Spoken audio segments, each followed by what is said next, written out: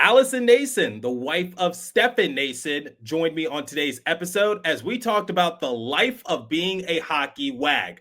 There's so much to discuss on today's episode of Locked On Devils. Alongside Alyson, buckle up, everybody.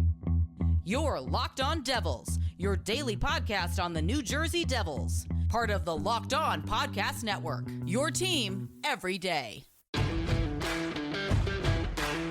Hi, this is Bryce Salvador, and you're Locked On Devils with Trey Matthews. Alyson scores! Oh, Steven stepped up, nailed it. Brodor's got the puck. What a shot. The Devils win the Stanley Cup. Alrighty now, what is up, New Jersey? Welcome back to the Locked On Devils podcast here at the Locked On Network. I'm your host, college hockey play announcer, Devils Wire Pucks Pitchforks, and also part-time credential media member, Trey Matthews. I have a special guest joining me on today's episode. You might know her as Stefan Noesen's wife, but to me, well, she's still Stefan's wife, but all jokes aside, she's my old friend and colleague from the University of Detroit Mercy, an interview 14 years in the making. Please welcome Alyson Noesen.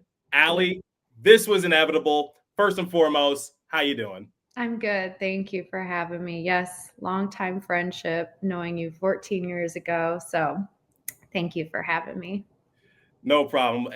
For my audience that might be confused, let me explain the backstory.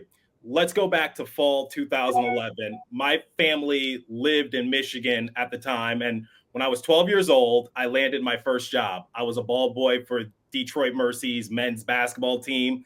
Alyson, who was a student at UDM, was also on the dance team, and I always sat next to her and her teammates beside the basket. Fast forward years later, I am now a sports broadcaster covering hockey, particularly the New Jersey Devils, and now she's married to an NHL player, Stefan Noesen, one of the best net front guys in the league. Who would have thought, Alyson? Who would have thought? I know. It's so crazy to think we've come full circle, you know? And it's funny because when you knew me, when I was on the dance team, Steph and I were actually dating then. It was like we were dating for about a couple months, I think. So, yeah. Well, let's go down memory lane. I told you before the recording, you're either going to love this or you're going to hate it. But let's look at some past photos, shall we? Oh, geez. Oh, there we go. There's the dance team. Yep. For anyone who's watching on YouTube, Alyson is on the second left. Yeah. When was this photo taken? Like, what was the backstory for this? This was we were actually the basketball team made the Horizon League. They actually won the championship. I think we were in Wisconsin for this photo, right? Was it Wisconsin? I wasn't there, but I know what you're talking about. I think this 2012. was, yeah, we traveled with the team when they made the basketball championship. Yep, they made the NCAA tournament. Yes, thank you. Yes, yeah. My basketball. I watched it so many times being on the dance team, but I sometimes missed some parts of it. But yeah, we traveled. We took that photo there. That was my freshman year of college at UDM.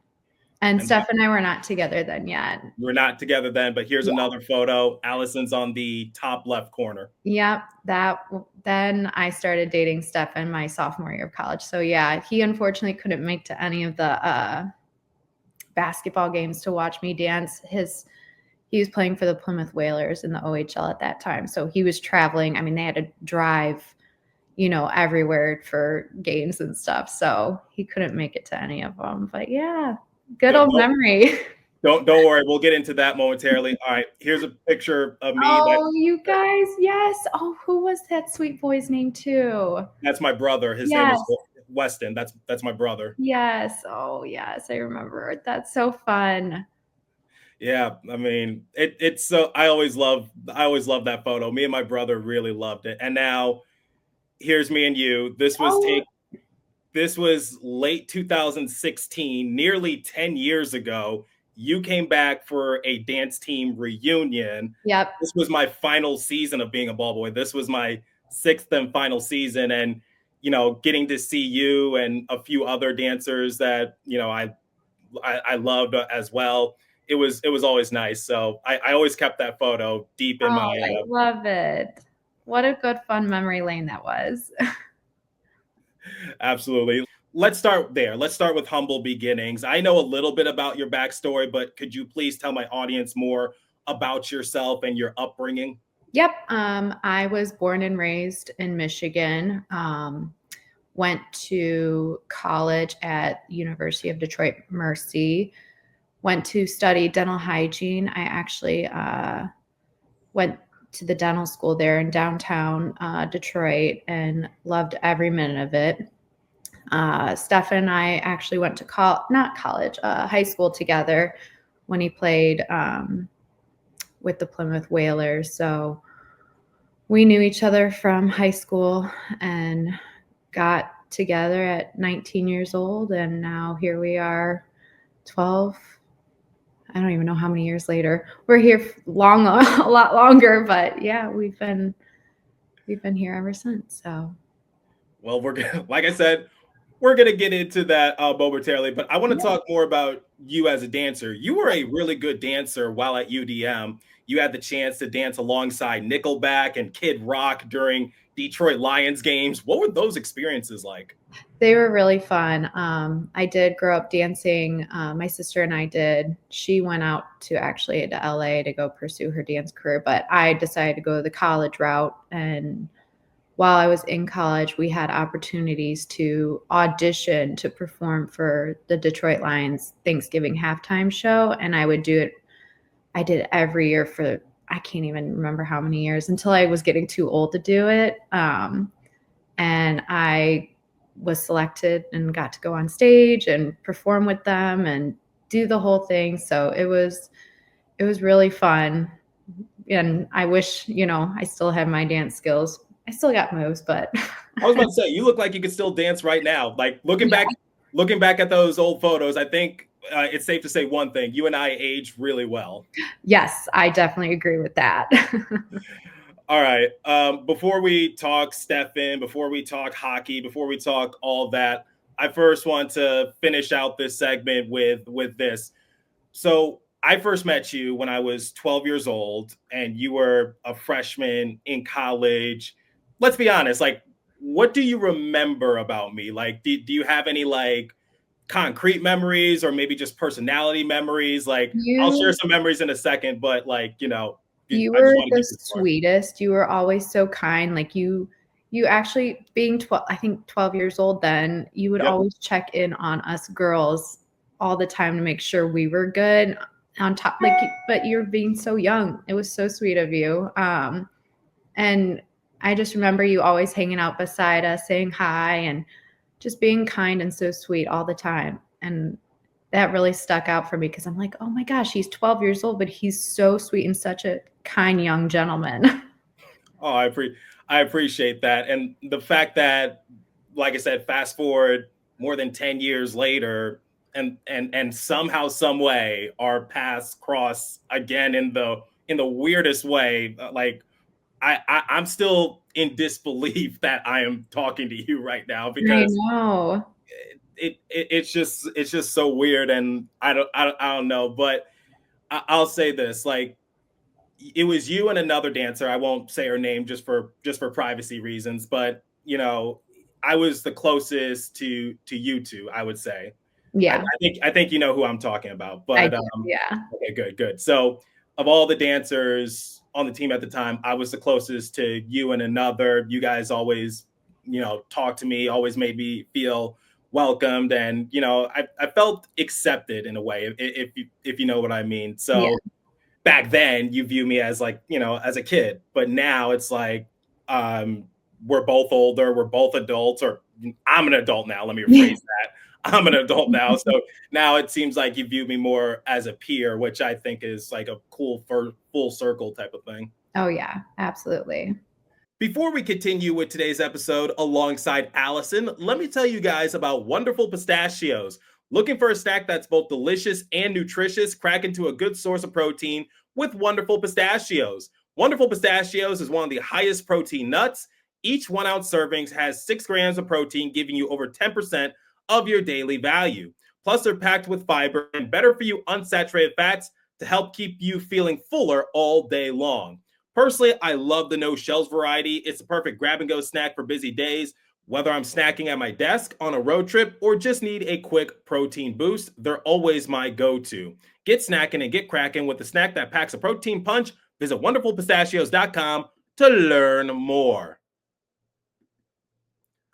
Okay, let's get back to today's discussion with Alyson. Take it away once again.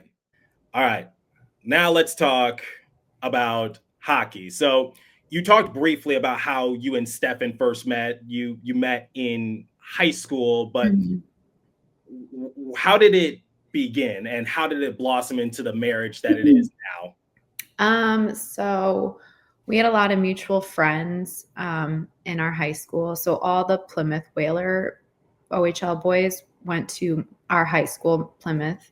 And we had mutual friends. Tom Wilson actually was in one of my classes. He sat near me. And so I knew him. We would walk. Our school was this massive high school, 3 high schools in one, and you walk from school to school.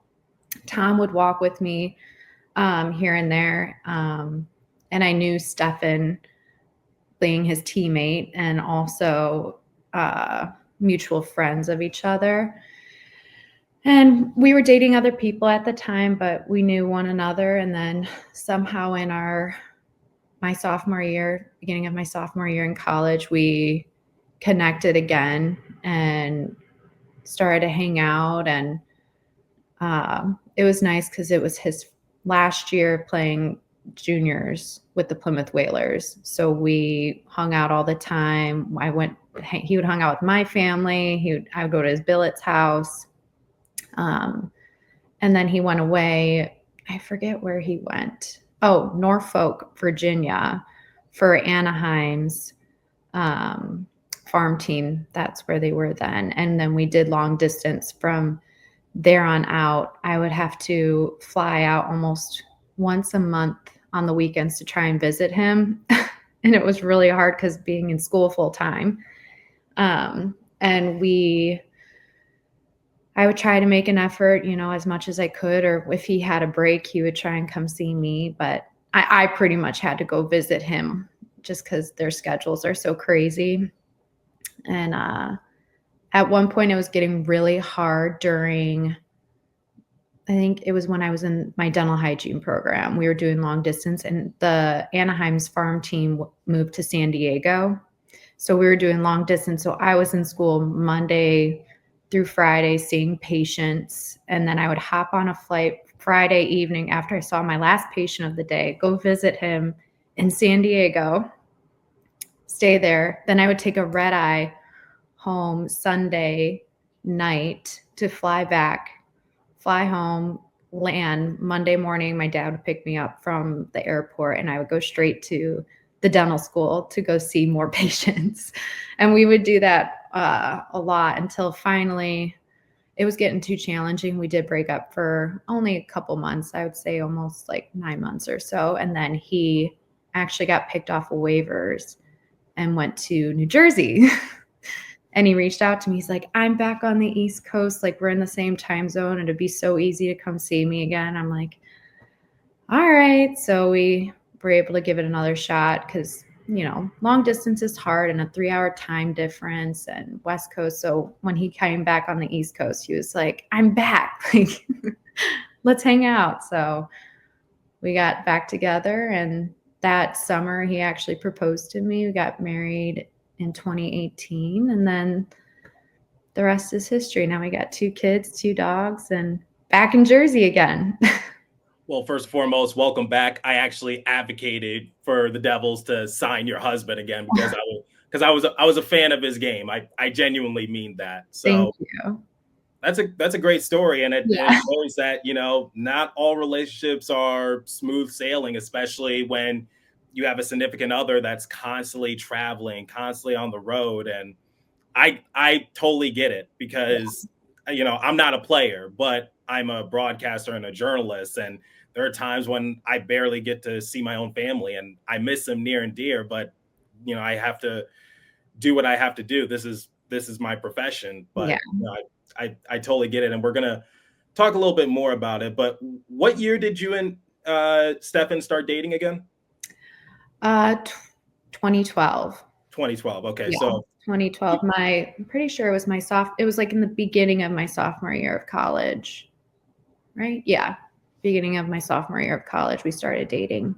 okay, so he was drafted in 2011 by the Senators, 21st overall. Did you know that it was a possibility that he could go to the NHL and do all sorts of things? No, I was kind of like clueless when it came to like the draft. Like I didn't even know he was 21st overall pick, like first round 21st pick. No idea. I just knew he played hockey and that he was like trying to keep pursuing it. But I didn't know where he was at. Like he was just in my same hometown. So I was excited and I was like, oh, cool. Like, he lives near me. I'm in college. And then he finished his last year in the OHL. We had a conversation after he was done playing in the OHL and he had to go report playing for the AHL. And he was like, we're going to have to do distance. Are you okay with that? And I was like, I'm okay with it, but I told him too, I said, I want to finish out college before, I move or do anything. So, and he was super supportive of it. And he was like, yeah, like chase your dreams, try and finish it. So yeah, I finished college and then we were able to, move in with one another after he proposed and yeah. All right. So this is the first time that I'm interviewing a hockey wag. First time for everything. So I didn't know how to begin, or I didn't know what type of questions to ask. So I did some research. Are you familiar with Lexi Lafleur Brown? Yes, I've actually seen some of her TikToks. She's super true and authentic to herself. And I love that. Like so open about our lifestyle and things that happen. So yeah.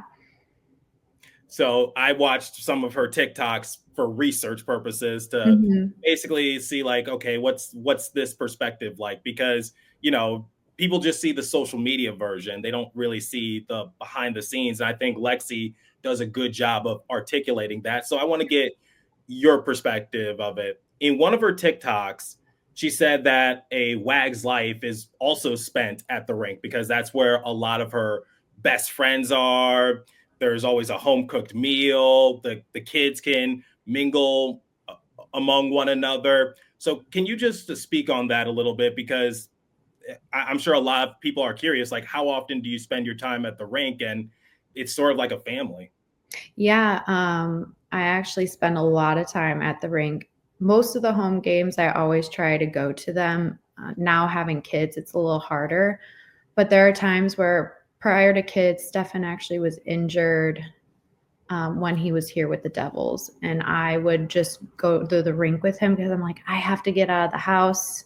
I got to see the girls, hang out with them. So I would go to the rink and just catch up with them and have a nice hot warm meal and hang out. But now with kids, I'll do the same thing. Like, I'll take them for warm-ups, a little bit of first period, eat some yummy food, see the other kids, and then we'll go back bedtime and go on for the next day. So yeah, we do spend a lot of time at the rink. And even it's kind of nice sometimes with like off days, Steph will be like, oh, do you want to bring the kids to the rink? And we'll bring them in and they get to go skating with dad or see where dad works. Like not just, on the glass or anything. Like they get to go to the locker room and do that. So yeah, we do spend a lot of time at the rink too. Did he tell him not to step on the logo at center in the locker room? Yes. I made that mistake my second day as a media member. Like I was just trying to go to the next player for an interview, and one of the reporters pulled me aside. He said, "Do not step on that logo." Yeah, it's funny though, because when we went for the holiday skate, the kids, my daughter's a little more aware. Like if we told her, because she's 4 years old, she's like, okay, can't step on it. But our son, he's not even 2 yet. He has no idea. He's just living his best life. And we're like, Liam. Oh, his name is Liam. Yeah, Liam. I like that, Liam Yeah, Nason. The sort of like Liam Liam. Neeson. There Yes, we the go. There we famous go. actor. We joked about it because when we were trying to decide names, we heard Liam. We know Liam Neeson. He's an icon, and we were like, "Oh, well, that's actually a pretty cool name." We just call him. He's Liam Nason, not Liam Neeson. So we went with the name.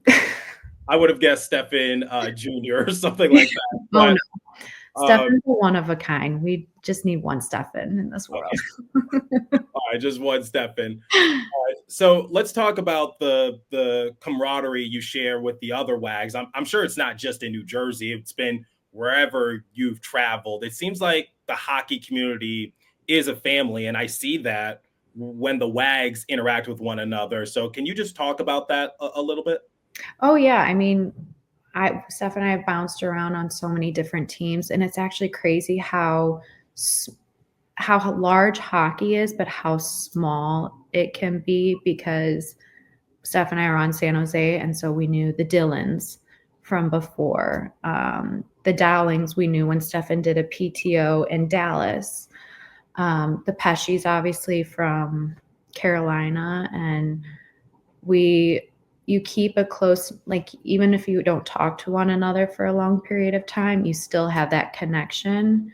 And what's nice too is we all understand this lifestyle. So with kids, without kids, I mean, it's not easy. I think a lot of people think it's just a walk in the park and we live our best lives with the guys and stuff, and it's not that easy.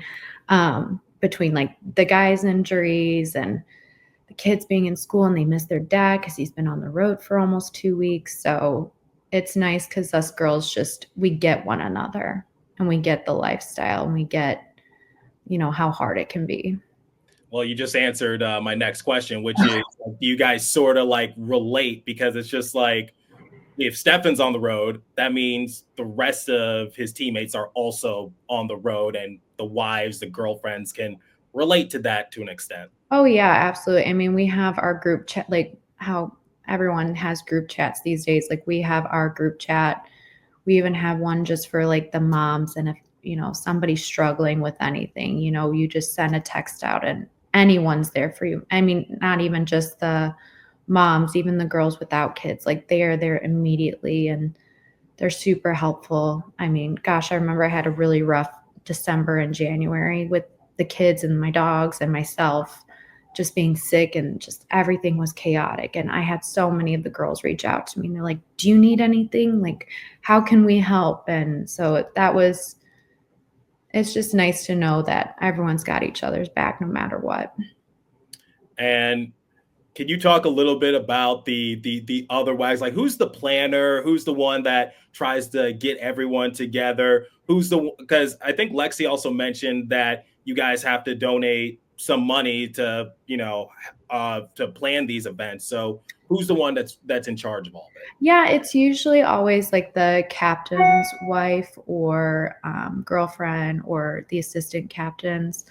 And pretty much on our team here, we had all the veteran girls really step up, like Rianne Lazar and Kristen Halla really stepped up planning things. Like Kristen did the bachelorette, Rianne did the baby shower earlier. Then later on, we planned another baby shower, and I think Amanda Markstrom and Bree Hamilton, like they all really stepped up and helped plan that.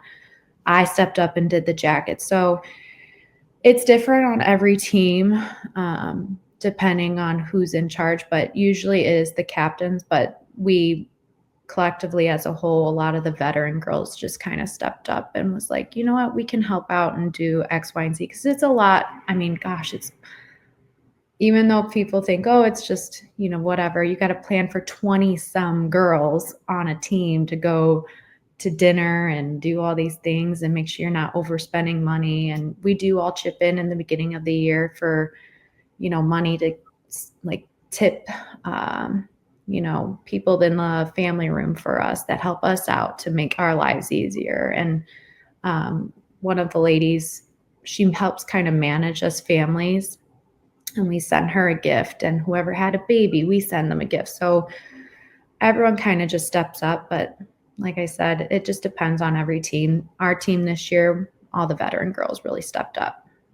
We'll talk about that in a moment because your husband mentioned something at exit interviews saying that some of the star players on the Devils, they don't have kids, so Yeah. it's a different dynamic. But Yeah.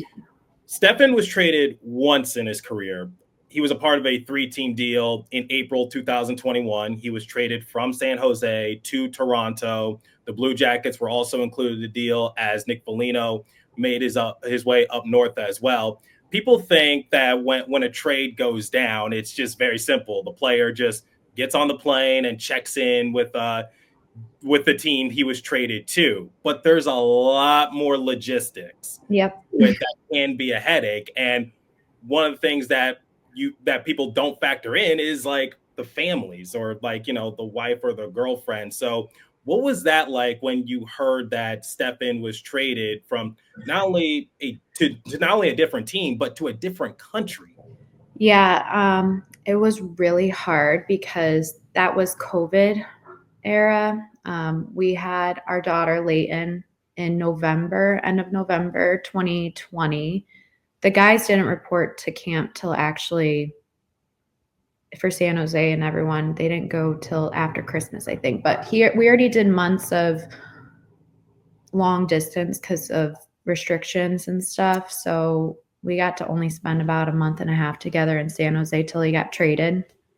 And when he got traded, we made the really hard decision if Leighton and I were going to go to Toronto with him or if we were just going to go back home to Dallas. And it just made more sense for myself and Leighton to go back to Dallas because I would have more help with family and friends.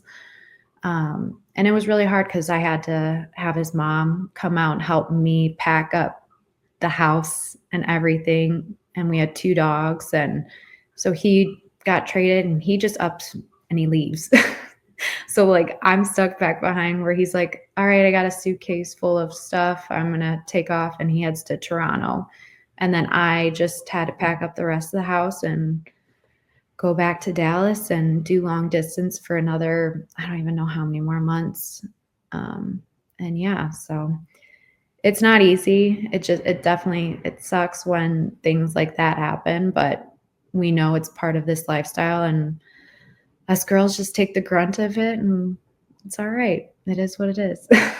It's funny. He mentioned when I interviewed him this past season, he mentioned how he really gives you and the kids credit for sort of being like his backbone and how he was excited when the 4 Nations break rolled around so he could spend more time with you guys because he knows you guys kind of take a beating at home when he's not there. So just I don't know if I'm pretty sure he's already told you that, but if you needed any more reassurance.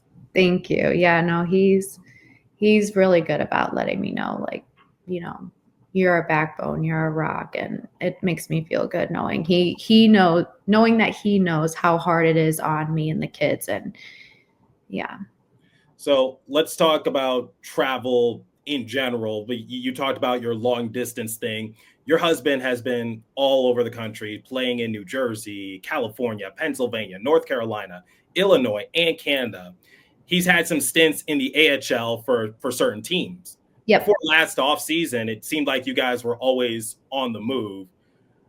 How does it feel to be somewhat settled now? Because free agency rolled around last offseason, and now he has more of a choice, and he signs a 3-year deal with the Devils.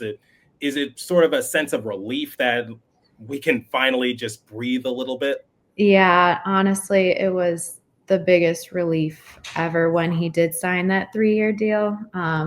As much as, it's been hard bouncing around and doing all that, but it felt really good to know that he was in a good spot now. I think he deserves more credit because he worked so hard to finally get in a spot that he's at now. I mean, he really, truly worked his butt off to get where he is. So, I mean, I think he needs a lot more credit. No, absolutely. So, Absolutely. And I've talked about it on my show, I've written articles about it, how he was bouncing around. He was like going up and down between the NHL and the AHL. He dealt with injuries. He dominated on the Chicago Wolves, basically, I would say rejuvenating his career. And I want to sort of follow up on that a little bit. He was in the AHL for the Chicago Wolves. It's not the NHL, but it's a step down. He's still, within the NHL pipeline. Were there ever talks about like, ooh, what if this doesn't work out, or like, he talked about possibly playing overseas at one point. What were those conversations like?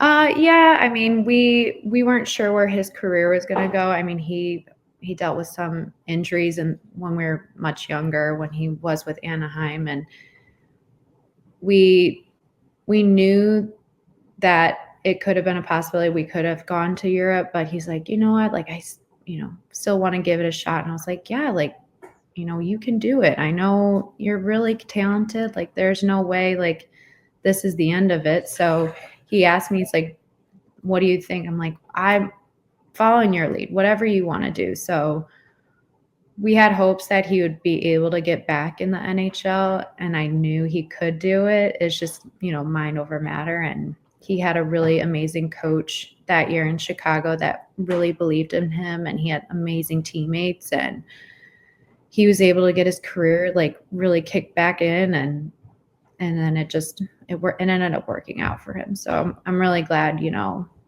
he pushed really hard and gave it his all. All right, let's talk about family. And this is a two-part question. The first one is, what's the difference between the first stint in New Jersey and now this stint?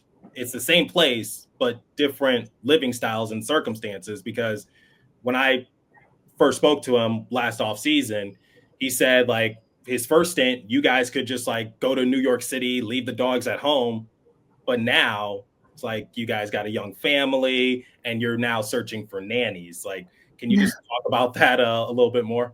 Yeah, no, our first time in Jersey was so much fun. I mean, we just got engaged and married those 2 years that we were in Jersey, and it was so much fun. We would go to New York, we would hang out, after games. He'd say, oh, I have an off day. Do you want to do something? Like, yeah, let's go out in New York. Like, let's go have a fun time. And that was a blast, like living in Jersey City and Hoboken and doing that whole thing. And then going the second time around here now, obviously we're in like the suburbs. We're not so close to New York City. And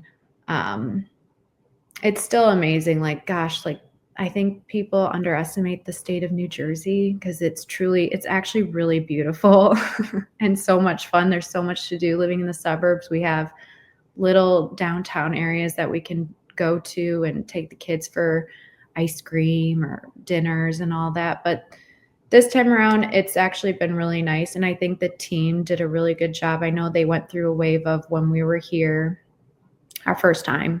It was a good mix of young kids and older like teammates and stuff. So, and then I know Jersey went through a phase of young kids or younger teammates, and now we're back to a good spot of having younger and older. So half the team has kids, and it's really nice, and it's been enjoyable. Like, even the younger guys are super great. So, And the second part of the family question, he talked about how veteran guys with families add a different dynamic to the team. He described you and the kids as his backbone. And he brought up this point during exit interviews. Players like Jack Hughes, Nico Hischier, Jesper Bratt, Dougie Hamilton, they don't have kids yet. I would say the only star player on the Devils that does have kids is Jacob Markstrom. So I'm curious to hear your thoughts on what he said on those remarks and what makes the Devils family experience different than most.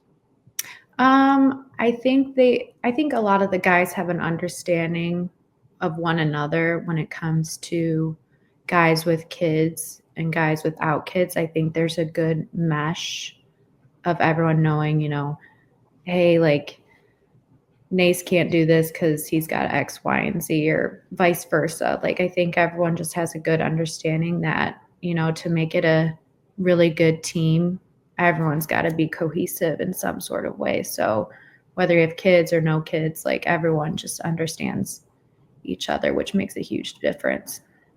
All right, last couple of questions. I guess we could use this as like relationship advice. How did you guys make it work? Because obviously it's not an ideal, like, it's not an ideal lifestyle, because he's constantly traveling, and I think a lot of families, and including myself, can relate to it a little bit, and everyone has their different tactics. How did you guys make it work?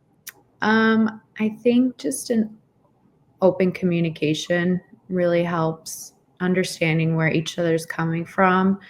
And also, like, no relationship is 50-50. I would say I give 80 in our relationship during the hockey season, and he gives 20. And I think he knows that too. And the times that I tell him, like, I can't give my all for you and the kids, so I really need you to step up in this moment, he does so. And I think just openly talking about those sorts of things really makes a difference, because again, this lifestyle is not easy. It's fun. Like, oh my gosh, I've lived in so many different states, but it's not easy. So as long as you're open and communicative with one another, I think that makes a huge difference in telling each other what you need. All right, last question. Talk about the jackets. I absolutely love them. I told you that when I saw you at the Prudential Center, but what went into it? Thank you. Steph and I were just chatting about it one night, and he was like, we're about a month-ish out. We got to really step up, and start working. And I was like, oh yeah. And he said, who's going to do it? I'm like, well, I can do it if I need to. So I had reached out to Shannon, Alan, and Emma Dillon, because doing the jacket by myself, I was panicking. It's not like I've never done it before. So I reached out to them for some advice for the jackets, and Emma found Kevin, and she was like, oh, did you see his stuff? I'm like, no, that's so cool. I think we should reach out to him. And we reached out to a few different designers and stuff, and collectively as a whole, I think we knew that what everyone was going to be doing, we knew the leather jackets were so big and in, and we were like, we need to be different. We're not, Jersey's different. We're unique. We're loud. We're fun. Let's do something great. And Kevin was it. And he was amazing. We kept reaching out, collabing ideas, told him what we liked, didn't like. And finally we came up with this. So super happy with it. And it was amazing. So I'm glad it all worked out.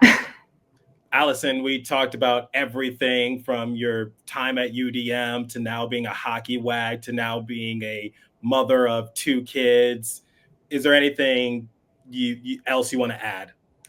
No, I think, we're super happy and grateful to be back here in Jersey, and everyone from the fans to, the guys on the team to social media to everyone in some sort of relation to the Devils has been amazing. So we love it here, and I know Stefan loves it here, and we'd love to extend our time here even longer, and we'll see if that happens. Fingers crossed. All right. Alyson, my friend, thank you so much for taking the time to chat all things the life of being a hockey wag and also a mother. And like I do to close out every episode, continue to stay safe. Have a wonderful day, New Jersey. Go Devils. Special thanks to my guest star, Alyson Noesen. I will catch you guys in the next episode.